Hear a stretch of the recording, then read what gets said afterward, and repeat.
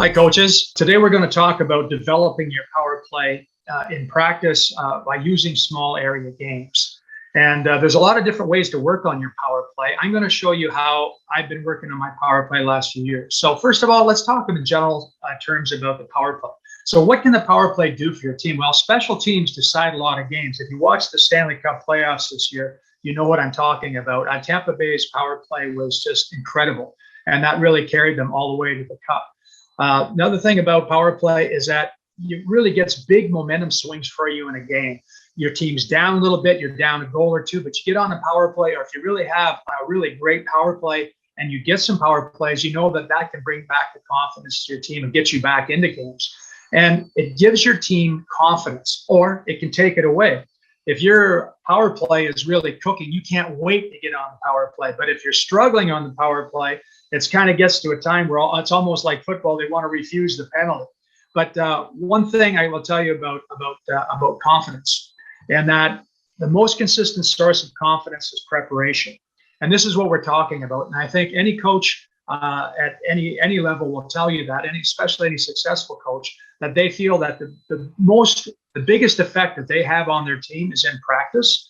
And when teams practice well, they tend to play well, because if they practice well, it builds up their confidence, and that generally carries through to the game. And you can intimidate other teams with your power play, or you make them bolder. If a team is terrified of your power play, if they know that if they take some stupid penalties, that they're going to have to pay a price, you can really change the way they play. And you can close out games, or you can get back into games in a hurry. It really is a momentum shifter, and it's one of the reasons that we spend so much time on it. So things to consider. First of all, is the age group and the level that you're coaching. Now, the small area games we're going to be looking at are pretty useful for, I would say, from at least Pee-wee double, even Pee-wee triple A, up until the professional ranks. So you have to know what level that you're coaching at and choose games and drills that are appropriate for your players.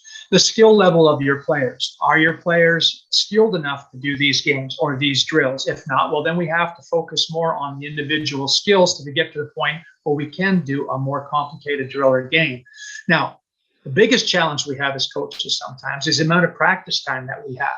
And then when are you going to practice it? You practice it every day, once a week, maybe only on game day skates. One thing is for sure, with as important as power play is, I think that every day, every practice, you should be working on some portion of your power play anyways, even if it's just the power play skills. So, and again, your personal philosophy. Does everybody play the PP? 2 units, 3 units? Do you reward or punish players with power play time? This is important to know, because when you set up your practice, you're going to, if you're only going with maybe 10 players on your power play, you have to be concerned about what the other players are doing at the same time. So this also influences how you're going to practice and develop your power play. And then you mix up your lines, so you create specialty units. Are you going to mix and match and try to put the best units together? And this also affects your practice, how you're going to practice it. And then, do you use your power play to develop your players, or do you go with your top players all the time? So in youth hockey, for sure. At youth hockey, we're more concerned about developing players, but as we know, coaches, everybody wants to win. So you're always looking to find that fine balance between development and also keeping everybody involved in winning games. So when we're looking about developing a power play and practicing the power play, we have to consider the 4 key components of an effective power play. Okay, number 1 is the offensive zone face-off options, winning it and not winning it. So you have to be prepared underway. So, and the second part of it is that breakouts. Okay, how many breakouts are you going to use? If you watch the NHL right now, the NHL has gotten to the point where, every breakout they make, it's a different variation of some other. And this trickles down to other leagues, junior A, midget, bantam. I think we're getting more. So those also have to be practiced. Offensive zone entries, this is one of the key components of a power play, is being able to gain that blue line with possession and get set up. And this is something that the top power plays have the ability to do. And the last one, of course, is your offensive zone options. And it's almost limitless. I mean, the big ones: overload, the umbrella, 1-3-1, box and 1, spread 1-3-1. So you have all these different options that you can go through. So my point is this: if these are the 4 key elements of the power play, you should be working on every part of these elements during practice and when you have a chance, especially in small area games. So now, When we're developing your power play, again, it goes back to knowing your team. Pick face-off strategies, breakouts, offensive zone entries that best suit your team. Are your players able to execute your vision? Are your players able to execute the type of plays that you want them to put in place? And then when you're teaching your players, a visual explanation really helps. We're all visual learners. So telling them is not enough. You just can't tell them, go down to the blue line, cut inside, and this player comes down, etc. It's really helpful to be able to use them, really to show them the video clips or in animated clips. We're going to show you the games using Hockey Coach Vision and the animations that it creates. And it's really important because we're all such visual learners. And then to practice the power play, especially the skills part of it, you break it down into small elements. So we're talking, and we're going to go over the skills, but the little parts of the power play, you break them down, you practice those, and then you put it back together again to create your full power play. And then we start to build with no resistance. So when we start working on power play, you might work on a 5-on-0 setup, and then maybe a 3-on-1, a 4-on-2, etc., till the point where you get into a full ice game-like situation where we're playing PK against power play. And then make it a competition. So this is one thing that I've done over the years, is that if you really want to have great practice, especially in 5-on-3 situation, because we know when a 5-on-3 situation comes up, players just can't wait to get onto the ice. But what I'll do is if I have 2 units, I'll have them practice against each other. And each unit will get 3 times 30 seconds. And the team that scores the most goals starts the next power play in the next game. Well, then you get some really serious practice because you have players diving in front of shots and get really ticked off if somebody's not executing. Now, at the NHL level, I'm not quite so sure they want to have Sidney Crosby out there playing 3 against 5 blocking shots. But at a minor league level, it certainly is a great way to practice your power play. So let's take a look at the special skills for the jobs that we're looking at. So these are some of the skills that we're using in our power play. One-touch passing, one-time shooting, quick release shooting, shot pass, pulling the puck off the wall. A very, very important skill on power play, to be able to take that puck when we have to rim and put on the wall, to take it off and make a quick play. Puck protection along the wall, screening, deflections, deceptive passing, loose puck battle skills, lateral slide by the defenseman. There's a number of skills. And what I'd like you to do, coaches, and we're looking at these small area games, is I want you to think about each skill that we're working on. Like, what are these games actually focus on, and what skills are we developing by using these small area games? And then how do we practice this? Well, what we're going to talk about today, we're going to focus on small area games. I think it's a great way to practice in general 5-on-5, and it's a great way to practice and build up your power play skills on 5 against 4. So for small area games, what small area games are really good for? It reduces the play down in small areas and really increases the intensity of the game. And it really improves the decision making. Everybody has to do things quickly. And at the end of the day, it's fun. Everybody likes playing small area games. So when they're having fun, they're working hard without even knowing that they're working hard. And then we have to put up games, and we have to have drills that actually have a purpose. And this is where we go back to my original questions. When we're looking at these small area games, think about what skills we're working on in these particular games. And then choose games that develop the parts of the game and skills that you want to work on. So again, take a look and we'll break it down from there. So let's roll the video and let's switch over to Hockey Coach Vision. Okay, in the Hockey Coach Vision app, let's open up the packages part and let's open up our power play drills and small area games. So let's just go through a progression of how we go about teaching this. So this first game is called Cross the Box Defender, and we're working on PP skills for these red players in the middle, and then we have power play passing skills for the blue players on the outside. And the way the game works is coach is going to throw in a puck, and now the blue players on the side are trying to make a pass through the box to players on the other side. And for that, they get 1 point. If the defenders intercept the puck or pick one off, they get a point. So that would be 1 point for the Blues. And this time they're going to pressure and they get it back on the outside. So let's flip into 3D and we'll take a look at that from the end zone here. Now, the rules of this game are simple. For the PK players, one player can force. The other players are just moving along, taking passing lanes and trying to cut things off. So we have one player forcing. When that red player comes out, another player can move in and start forcing. So again, it's about quick puck movement, tape-to-tape passes, and everybody getting open when they can. Okay, so cross the box defender. And coaches, you're all going to be made available these games one way or the other, so you don't have to be madly scrambling to write these down. We'll get them to you one way or the other. Now, this next one, we start off with 3-on-1. And we set up 3 white power play players on this side with 1 defender and a goaltender, and then mirror that on the other side with 3 red attackers, one defender. Now, the rules of this game are pretty simple. Is the coach is going to throw a puck into the attackers, they're going to try to score a goal. If the goalie gets it or the defender gets it, they can fire it into the empty net and they get a point. So you get a point for scoring, and the defenders can score as well on the empty net. So again, this is about setting up in a bit of an umbrella. So you've got one-touch passing, one-time shooting, quick through the box passing. So the team on the left would get a point, and the team on the right, the defenders, get a point on the other side. So we just focus in here on these players down here. So if you focus in on the right, this time the defender, they're going to be a shot block, and he's going to get a rebound back and put one in the empty net. And I always love it when the defenders get points in these games. So that's the demanding 3-on-1. And again, the idea is we're going to kind of start to build up resistance. So here's a similar game, but now we're going cross ice with a 1 puck game. So now coach fires in a puck to the attackers, and the defender and the goaltender can take that puck and move it whenever they get it. So this way they throw it up to the attackers, and they make a few quick passes and then a one-time shot, and they score the goal on the other side.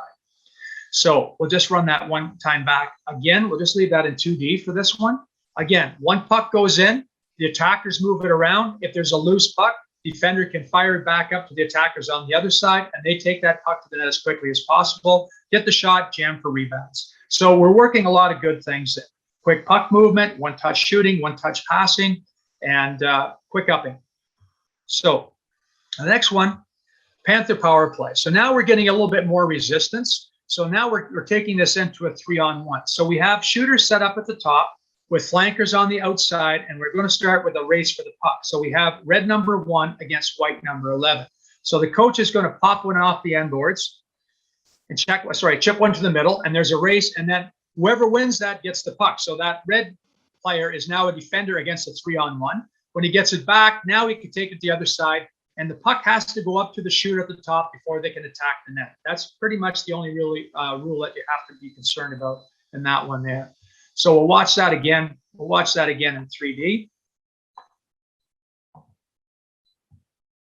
We'll just flip that. We'll take a side view of this time. We'll just zoom in a little bit. So again, chip, race for the puck. And then it's just a straight 3-on-1. So as you notice, these are all like half zone drills or just in the one end zone. So you have to be concerned about and think about what your players are doing in the other zone. They could be doing the exact same game in the other zone, but we have to keep everybody involved and be part of what's going on out there. Now, so that was a 3-on-1. So now the next step is we're going to add a little bit more resistance. It's going to start in a similar fashion. We have the point shooters up top, and this is called Red Wings power play 3 against 2. So we start with a chip off the end wall this time, and then we have 4 players racing for the puck. And of course, whoever gets the puck, they're on offense, and the 2 blue players must defend. So they have a quick spread. They must get the puck back up to the point shooter as quickly as possible and then attack the net. So this time now when the Blues get it, they throw it up to their point shooter really quickly. He kind of improvises, and now you can shift around. So now we're going to go to a play where we have a shot screen. So now we work on the one-time shooting from the shooter up top of the umbrella, and we're working on screen and rebound techniques, deflections down in front on this game. Okay, so we'll give that another shot here in 3D, and we'll watch this one from the end zone.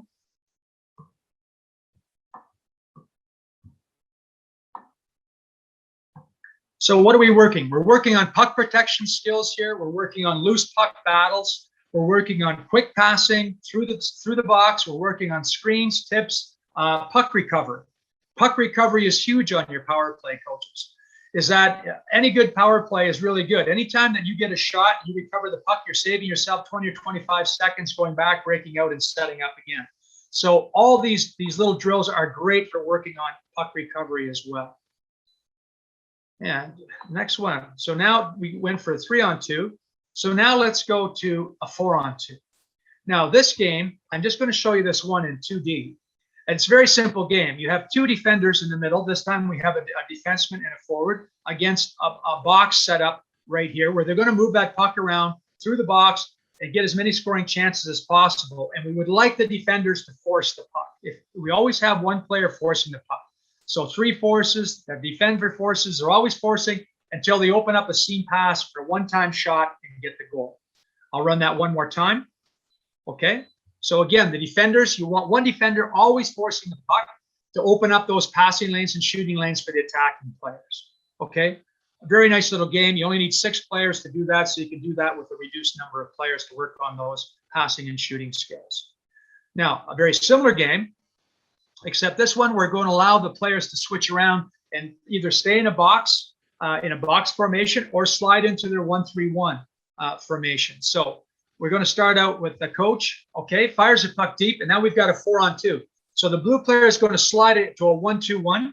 They've got a screen tip guy in front, and then they recover at the Reds. Now they're going to move it over to the other side, and now they're going to go and get a chance to play. So this time they're going to move up.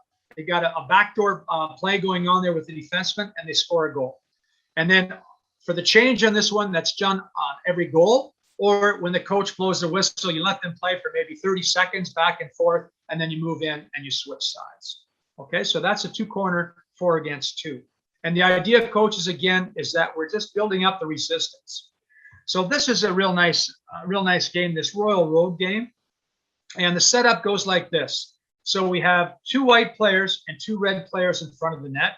You have a dot shooter, a white dot shooter here, with the point shooter cross box up here. And then the Reds are set up the same way. So you have the red shooter set up on the dot with a red D shooter or a point player up top. Now, the point players can slide anywhere along the blue line here in between the coach and the wall. The point players have to stay pretty close to that dot. And the other players, these other players, they're just playing 2-on-2, but they have to be able to use their players. So when they gain possession, it's a 4-on-2 game. So coach fires one off the goalie to start. White gets possession. It has to go to one of the shooter or the dot shooter. He slides it, throws it across for a one-timer. They get a rebound. So now he's going to pass that one off to the dot shooter. And now they're going to move it back up to the top and continue the attack. This time, the white 2, he takes away the cross box, but the defender up top sees it, shoots it for a tip, and they score a goal. So let's watch that one. Let's watch that one in 3D.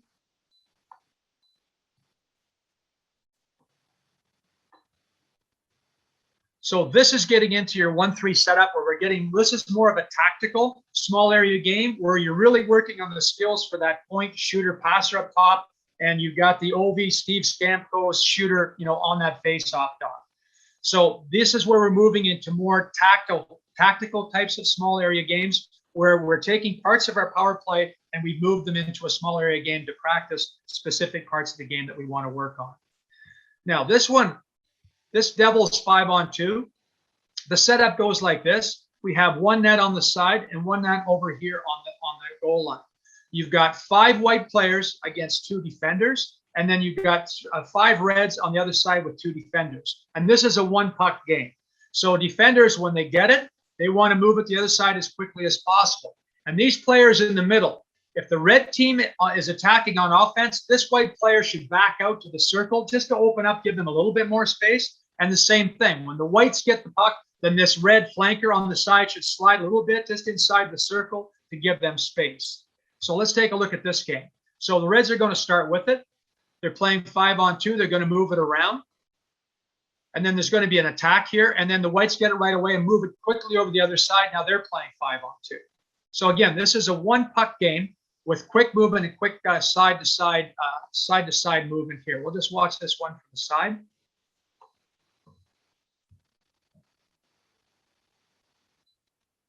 Again, pick out the skills that we're looking at. So this is more of a tactical one where we actually have 5 players. That low attack, you can do wheel plays. You can start to work on the tactical parts for power play, and that we work it to the TJ Oshie slot shot in the middle is what they did there. Now, we've been dealing mostly with half zone games or just in the end zone games. So now we're going to spread out, and this is where you get most of your team practicing. So again, 1-puck drill. we've got 5-on-4, 5 reds, 4 whites on this side, and then we have the 5-on-3 unit down here. So we only have 3 red players, but you can make it whatever you want. You can make it a 5-on-4, 5-on-2. It's up to you. Okay, so we start off by firing a puck into the reds. They're going to go right into their power play. So they're going to use a low umbrella, this one, for this first attack, and they end up with a slot shot. Whites get it, throw it down to the other end, and now the whites are playing their 5-on-3 on the other end. Now, I'm just going to pause it right here. So what happens at this point is when that puck's down at the other end, this is a time where a coach can move in. He can give a few coaching tips to the other players on the 5-on-4 while the other team is playing 5-on-3 down on the other side. So they'll continue playing 5-on-3 until the whistle or a goal scored or the goalie smothers the puck. Okay, so that is one puck, full ice power play. So this is just working on half zone. So now we're strictly working on half zone stuff. So let's get more into working breakouts and entries off it as well. So this is a Roger Nielsen power play drill, and we're going to start by firing a puck in, and every player is going to touch the puck before they slide into one of their options. Okay, so coach fires in a puck. There's a bunch of quick one-touch passes when everybody touches the puck, and then from this point they're going to slide into their group. So they're going to slide into their 1-3-1. They come back out on this side. They get up for a one-timer with a screen, and now the coach chips one down to the other side of the rink, and this is where now we're going to add PK pressure. So now the penalty killers come off the bench, and this is where the power play can now work on their breakouts and on their entries. So this time they're doing a two-man middle delay, and where we have options on both sides, they're going to get it in and they're going to set it up. And then the coach, you can dictate as much as you want here. So you can see the other team's moving down the other side, ready to set up, and they're ready to go back and forth. So this is more of a scrimmage situation where you have PK and power play alternating off both sides. All right. Now, this next one, again, this was a Detroit 3-puck, and we're going to work on this one. Well, let's just take a look. You think about, coaches, the skills that we're working on this particular drill. I'll give you the play-by-play, but think about the skills that we're using. Okay. Coach is going to chip one to start, and that's a live battle. So that's going to be a live battle right there, PK against power play. So that's the first puck. Then we'll let that first puck run until there's a goal, a whistle, or a frozen puck. Now the coach is going to fire one off the goalie to create another low battle, and they go right into the power play again. And then on the third puck, now we're going to put it down to the other end of the rink, and now the Reds are going to break out against the penalty killer unit on the other side. So we're working power play, and we're working our PK at the same time. So again, this is full ice. This is more of a scrimmage situation. We have power play possibly on one side and PK players on the other. But it's a great way to practice, and you get maximum zone time starting with those 2 pucks in the zone. And as an option for that, you can start from a face-off. So you start from a face-off play, and it's live. So if the PK clears it, they got to break it out. Or you have the option of blowing a whistle and throwing a puck to the power play right away if you want to start and really focus on your offensive zone plays. Okay, and then the last one we're going to take a look at is this one you can run in practice with everybody. If you have 4 5-player units, you can practice this, and everybody gets a chance to play power play. Everybody gets a chance to play PK. So we start out this drill with a 5-on-3. There's a 5-on-3 entry, and then the coach is going to move to the middle of the ice with a puck. So he's going to let that run out until a whistle, and then on the whistle, he's going to chip a puck to the wall. The red defenseman is going to put it hard on the plexiglass. The attackers have to move out, and then an extra defender comes in, and now they're playing 5-on-4, and coach gets a new puck. Same thing, chip it to the wall, hard rim, okay, and now with an extra blue going in, now they're playing 5-on-5, and 3 red players move into the middle. And when those 5 blue players recover the puck, they break out, and now they're playing 5-on-3 down the other way. Okay, so nice little game. Let's just watch that from the side one more time in 3D. Okay, and we start with the entry.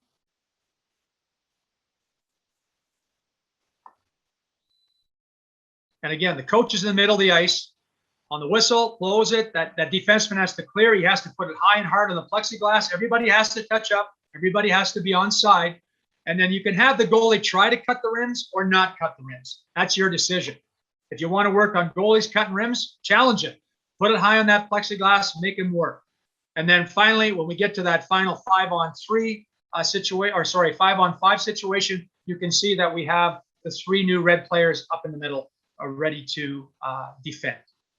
So that's that end of that part as far as those small area games. Let's go back into the PowerPoint presentation. Okay, coaches, let's talk about the things that we've learned, like hopefully learned during this presentation. Okay, power play is a game changer. We know that. It gives you momentum or kills it. We've got to focus on the basics. And this is what we're talking about, developing your power play in practice. Work on face-off plans, winning it or not winning it. Work on clean breakouts and entries. If you have to shoot the puck in, okay, then we have to work those wall skills and those battle skills down low. We'd rather walk it in and get set up, but those are things we have to practice. Work on pounding the puck to the net. Work on those net front screening, deflecting skills. Those are really unappreciated skills. And again, taking the puck off the wall under pressure and making a play, but really work on recovering loose pucks. Loose puck recovery is a huge part of your power play, and the best teams are really good at it. Have a plan. What's your A plan, B plan, C plan? And whatever you do, compete hard all the time. Your power play guys have to outwork your penalty killing guys. And know your competition. Knowledge is power. Know where they're going to force you. Know where the weak points are. What are their tendencies on the PK? What are their tendencies on their forecheck? That's really going to help your power play. And then adjust your power play in game and in the practice. So it's a process. It never ends. I mean, as we change one thing now, that there's no secrets. If you're in a league where they have video and people exchange video, you always have to be prepared to adjust.